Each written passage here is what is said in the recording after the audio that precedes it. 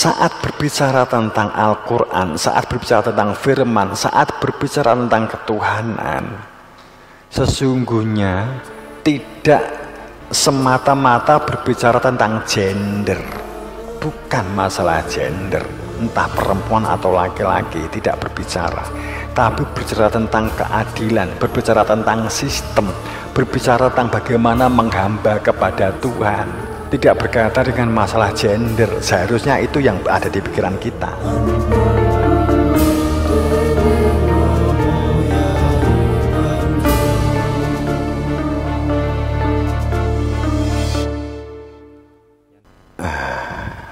Jadi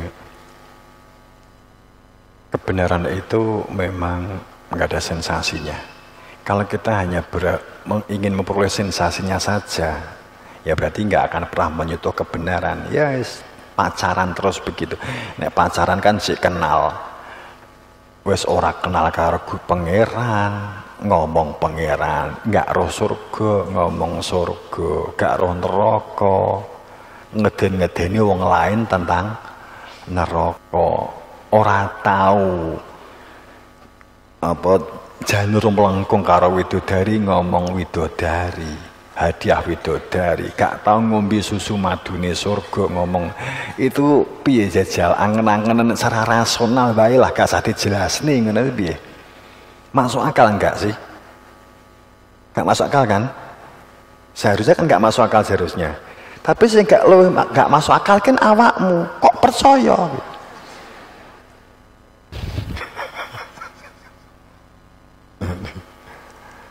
Difanatiki bisa kan gitu.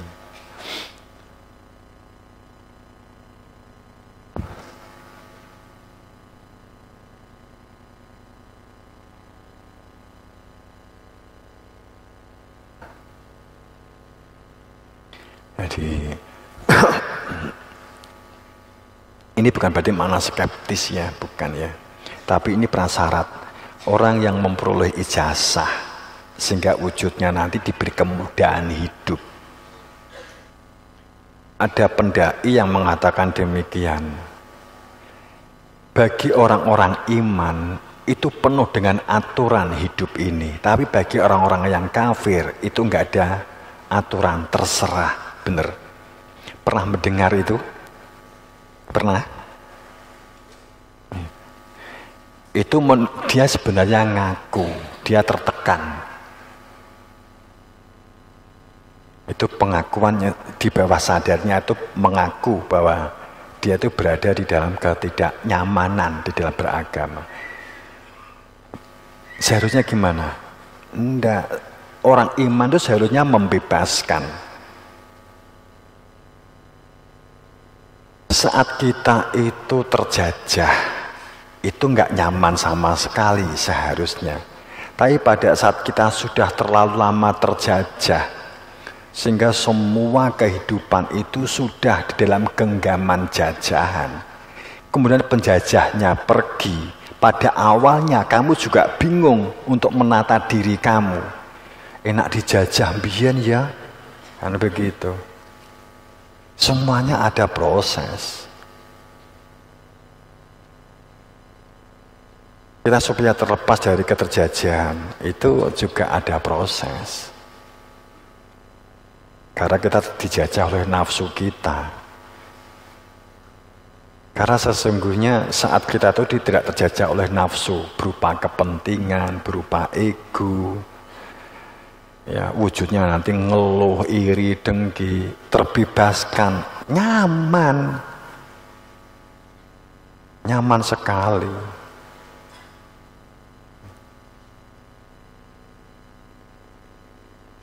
Kehidupan kita itu kan penuh dengan trik-trik keterjajahan, tapi tidak kita sadari dan membentuk supaya mesti manusia terjajah, tapi kita nggak sadari. Saat kamu sekolah, sejak sekolah dulu, setiap dari masing-masing individu itu berlomba-lomba untuk memiliki prestasi individu. Kan begitu kan? Orang tuanya bangga pada saat anaknya itu ranking kelas. Orang tua bangga saat anaknya itu dapat, dengan kata lain, mengalahkan semua siswa di kelas. Pada saat dia itu ternyata dapat melampaui sekolah lain, maka kepala sekolahnya bangga. Bangga karena anaknya telah mampu melampaui sekolah lain. Pada saat anak itu telah mampu mengalahkan sekolah lain di kecamatan lain, maka yang bangga camatnya. Camatnya bangga, lurahnya bangga, orang tuanya bangga,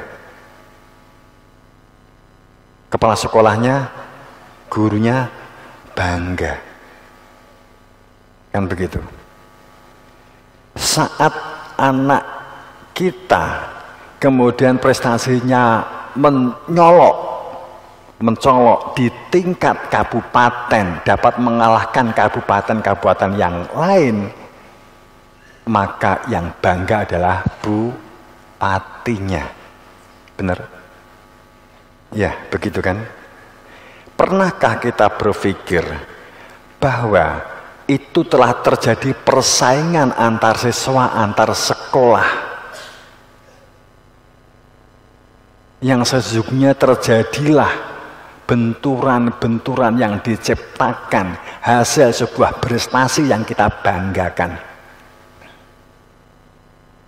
Kan begitu? Pada saat di tingkat sekolah, antar sekolah terjadi persaingan, kepala sekolahnya bangga karena telah mampu melampaui sekolah-sekolah yang lain. Dan itu akhirnya terjadi perdebatan hebat, apalagi terjadi pertikaian umpamanya. Pak camatnya bangga, Pak lurahnya bangga, bupatinya bangga. Itu berada di dalam satu provinsi, maka gubernur yang mampu melihat, loh iki kok persaingannya sampai terjadi bertikai. Akhirnya dibuatlah aturan. Kan sebagai contoh kan begitu. Ada apa ini? Seperti pada saat kita itu mengatakan bahwa kamu dapat mengalahkan orang lain, dapat nuturi. Kita tuh kan sering nuturi anak, nuturi tetangga. Saat yang kita nasihati, ada unsur kesalahan yang dilakukan, kemudian kita menasihati orang lain itu, dengan ada rasa iri atau bahkan dendam ada di kita, kemudian kita bisa membuli balik, bisa mengolok balik, biasanya kita kemudian bangga dan kita cerita ke banyak orang. Saya marahi dia, hati saya plong karena telah dapat membalas dendam. Katakanlah sebagai contoh begitu. Hanya karena sebuah niatan, hanya karena sebuah orientasi, maka dampaknya besar, terjadinya sebuah energi negatif yang terus berputar tiada henti, yang menjadikan kehidupan tidak bisa bertumbuh dengan baik. Permasalahan secara individu, persaingan yang saya alami umpama begitu, kalau itu sendiri nggak ada masalah, saya dapat mengalahkan, itu adalah kebanggaan. Tapi pada saat semua orang berperilaku sama seperti saya, maka menjadi masalah global, menjadi masalah krusial, menjadi masalah nasional. Kan sebagai contoh begitu. Dan sekarang kan seperti itu. Sehingga terbentuklah karakter penduduk Indonesia hasil dari pendidikan individu. Kan begitu kan? Nah, sebagai contoh kan begitu. Sehingga untuk mewujudkan gotong royong menjadi tidak nyaman. Nyamannya saat prestasi yang bersifat individu. Sebagai contoh kan begitu. Itu sebuah proses yang selama ini adalah individu. Kita kembali. Kita berbicara tentang yang melakukan syafa'ah, ilaman. Jadi orang yang dianggap berada di dalam kelas memperoleh ijazah dan mendapatkan manfaat dari ijazahnya itu dan akan memperoleh anugerah dengan ijazah itu, dengan syafaat itu, yakni hanya mereka ya'lamun yang mereka harus dengan ilmu. Kan ini kan jelas banget, terlalu jelas. Jadi orang yang bersolawat di sini maknanya orang yang nyambung dengan Tuhannya itu mereka yang memiliki ilmu. Ilmu apa? Bukan ilmu dalam pengertian pengetahuan, bukan ilmu dalam pengertian wawasan, bukan ilmu dalam pengertian wacana, tapi ilmu sesuatu zat yang menunjukkan hakikat sesuatu. Semoga nggak bingung. Sesuatu zat atau zat yang dapat menunjukkan sesuatu. Atau sesuatu yang menunjukkan zat itu. Nah itu. Ilmu yang dapat menunjukkan hakikat sesuatu. Dalam hal ini Tuhan menunjukkan hakikat Tuhan. Manusia menunjukkan hakikat manusia. Hakikat itu keadaman, hakikat itu keberadaan, hakikat itu Adam itu maknanya inti. Adam itu maknanya inti. Hawa itu maknanya kosong. Ada kehidupan hanya jika ada Adam. Tanpa ada Adam maka nggak ada kehidupan. Jadi keberadaan Adam itu sebagai inti kehidupan, keberadaan itu. Nah ini ditunjukkan gitu, ditunjukkan. Ini loh yang punya nama Allah kan gitu ya. Itulah ilmu itu.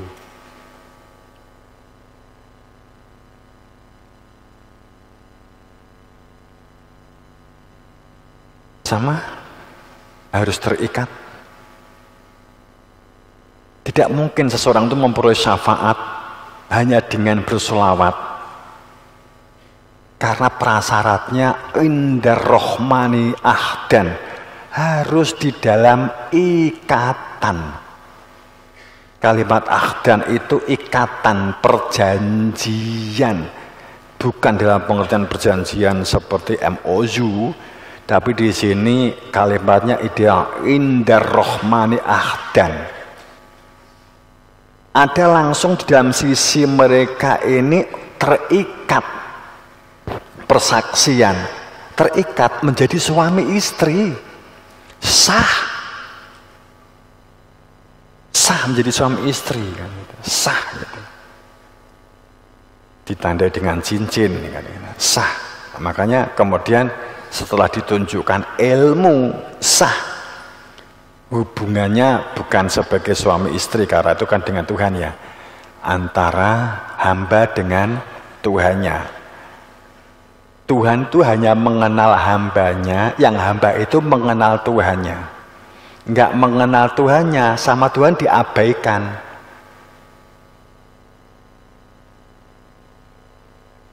Sah. Jadi yang di dalam cakupan dan memperoleh syafaat, mereka hanya jika terikat, ikatan, telah bersaksi. Oke, ini seharusnya memang awal.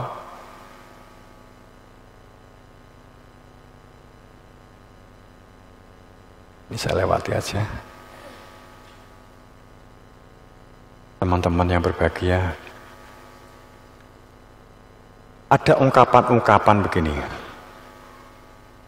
Jika kebenaran itu muncul, maka banyak yang memusuhi. Kebenaran saya ganti dulu. Kebenaran itu karena perspektifnya bias ya. Jika Imam Mahdi muncul, maka akan banyak dimusuhi. Itu kan kita sering mendengar itu. Jika konsep kebenaran risalah Imam Mahdi muncul, maka akan banyak dimusuhi. Imam Mahdi namanya sama dengan namaku. Nabi Muhammad menghentikan begitu kan. Namanya sama dengan namaku, nama bapaknya seperti nama bapakku. Pernah berpikir enggak? Apakah berarti itu juga simbolik? Semata-mata. Berarti namanya Muhammad bin Abdullah. Sudah ada orang yang bernama Muhammad bin Abdullah. Nah, Muhammad banyak banget.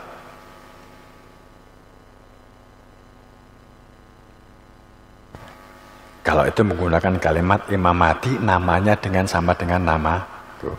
Kemudian ada yang menyimpulkan Ratu Adil itu berarti perempuan. Jadi ada pemimpin perempuan, kan banyak paranormal. Ratu Adil itu apa? Ya berarti perempuan dong, ratu kan gitu. Saat berbicara tentang Al-Quran, saat berbicara tentang firman, saat berbicara tentang ketuhanan, sesungguhnya tidak semata-mata berbicara tentang gender. Bukan masalah gender, entah perempuan atau laki-laki, tidak berbicara. Tapi berbicara tentang keadilan, berbicara tentang sistem, berbicara tentang bagaimana menghamba kepada Tuhan. Tidak berkaitan dengan masalah gender, seharusnya itu yang ada di pikiran kita.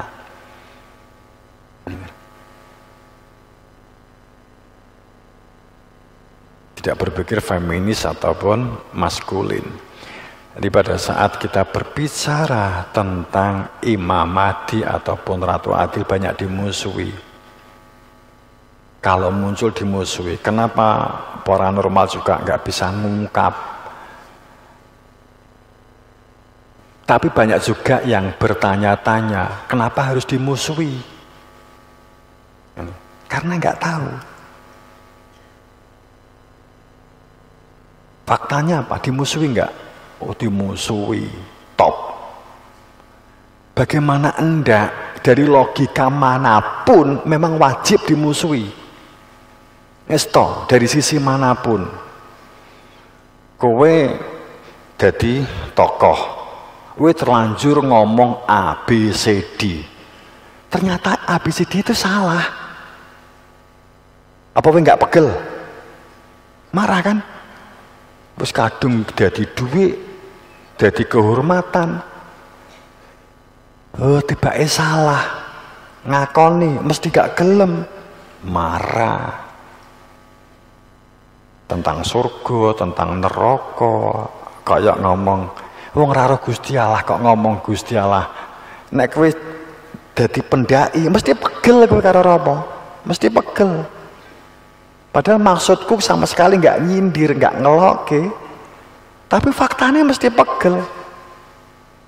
Bukti ini santet numpuk kayak rakaruan kayak yang berusaha membunuh Romo itu dari berbagai arah, melalui racun, melalui tembak. Dan ini sudah terjadi sejak Nabi Muhammad wafat. Saat sebelum Nabi Muhammad wafat sudah dimusuhi hebat, jangan sampai muncul. Ternyata mereka yang membenci kebenaran, yang tahu kebenaran dan membenci kebenaran, berusaha mati-matian. Nabi Muhammad jangan sampai muncul, jangan sampai menampak di permukaan. Apa kamu kira Nabi Muhammad saat beliau menyampaikan tentang kebenaran itu masyarakat Jazirah Arab saat itu tidak tahu tentang Nabi Muhammad? Semuanya nggak ada yang tahu? Enggak, banyak yang tahu bahwa Nabi Muhammad siapa, tahu. Saat itu Ahmad siapa, tahu. Jadi mereka berusaha mati-matian. Rumusan mematikan kebenaran itu sudah dilakukan 3.700 tahun sebelum Nabi Isa. Sudah ada rumusnya. Sehingga saat ada peluang Nabi Isa muncul, dibunuh oleh orang yang tahu jika kebenaran muncul, keadilan ini akan menata sebuah tatanan negara, tatanan berbangsa, maka mereka tidak bisa menuruti hawa nafsunya untuk menguasai orang-orang. Kalau kebenaran saat ini muncul, sistem moneter, sistem saham, itu nggak jalan.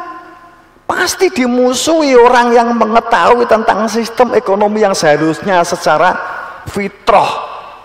Pasti dimusuhi. Makanya ada satu pengirim penyantet, jinnya tak takoki, sapa sing ngongkon kowe? Eji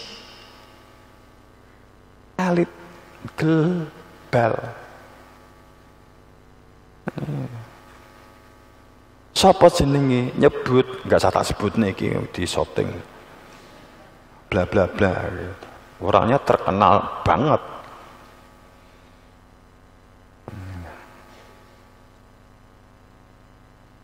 Tahu, mereka tahu.